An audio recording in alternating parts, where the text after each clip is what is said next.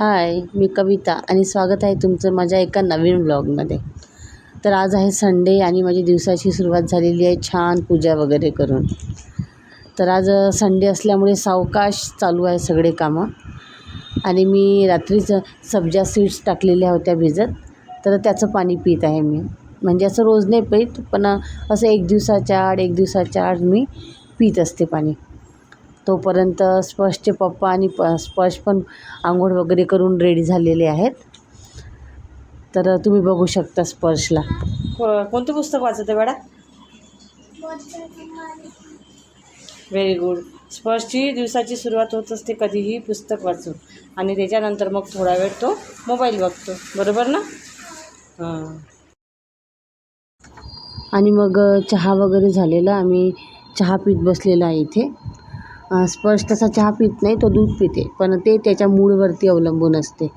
जर त्याचं मूड असलं तर तो दूध पिते, नाही तर मग कधी एखाद बिस्किट वगैरे चहासोबत खाते. सहसा चहा वगैरे नाही पित तो कधी. तर आम्ही इथे बसून सुट्टीच्याच दिवशी आम्ही सहसा तिघंजणं एकत्र दिसतो, नाही तर स्पर्श तर सकाळी स्कूलमध्ये जाते, त्याच्यामुळे जास्त काही असा चान्स तिघांचा सोबत राहत नाही.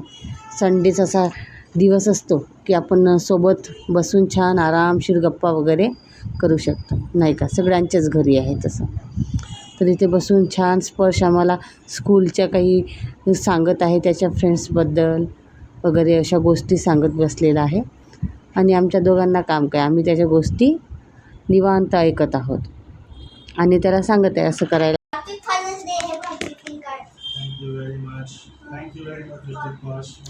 कसं बनवलं स्पर्शनं ग्रीटिंग कार्ड? बघू. वा, स्पर्शनं बनवलेलं आहे हे स्वतःच्या हाताने पप्पासाठी आहे. आज फादर्स डे आहे तर. आणि काय लिहिलं सुशील तू स्वच्छ? I am grateful to you, Papa, and I am not sure I will ever be able to pay you back for all that you have done for me. Happy Father's Day. अरे वा, very good. स्पर्शनी स्वतःच्या हाताने बनवलं आहे हे. आणि त्यानंतर आली मी किचनमध्ये. तर काही 2-3 आंबे होते, तर मला त्याचा रस बनवायचा होता आणि सोबतच आलू वांग्याची भाजी, भात, पोळी वगैरे. तर आता मी म्हणजे प्रत्येकाचा रस करायची पद्धत थोडी वेगळी असेल, तर मी काय करते, आंब्याचे पूर्ण वरचे साल पहिले चाकूने काढून घेते आणि मग पूर्ण साल काढल्यानंतर मग त्याचा गर आहे ना, तो मिक्सरमधून बारीक फिरून घेते. कदाचित सर्वजण असे करत असतील, पण एक माझं सांगत आहे. कोणी म्हणजे त्याचे पीसेस करून मग त्याचा गर काढतात, तर मी त्याचे वरचे पूर्ण पीसेस काढते. तुम्ही बघू शकता रस पण छान झालेला आहे. आणि इकडे आम्ही आता जेवायला बसलेला आहे. रस असला की सहसा स्पर्शला आलू वांग्याची भाजी वगैरे जास्त आवडते. आलू वांगे तुम्हाला माहीत असेल, विदर्भात तर रसासोबत एक तर आलू वांग्याची भाजी करतात, नाहीतर मग वड्याची भाजी करतात. तर वड्याची भाजी तो एवढ्या आवडीनं नाही खात, तर आलू वांग्याची भाजी तो फार आवडीने खाते. तर त्याच्यामुळे मी रसासोबत इकडे आलू वांग्याची भाजी वगैरे केलेली होती आणि भात. आणि तसं तुम्हाला माझ्या लँग्वेजवरून लक्षात आलं असेल की मी विदर्भातली आहे म्हणून. आणि तुम्हाला जर जाणून घ्यायचं असेल की मी विदर्भातली कुठल्या सिटीमध्ये राहते, माझं सासर कुठलं, माहेर कुठलं, आणि सध्या मी तर तशी पुण्याला राहते, मी तुम्हाला या आधीच्या व्लॉगमध्ये पण सांगितलेलं आहे.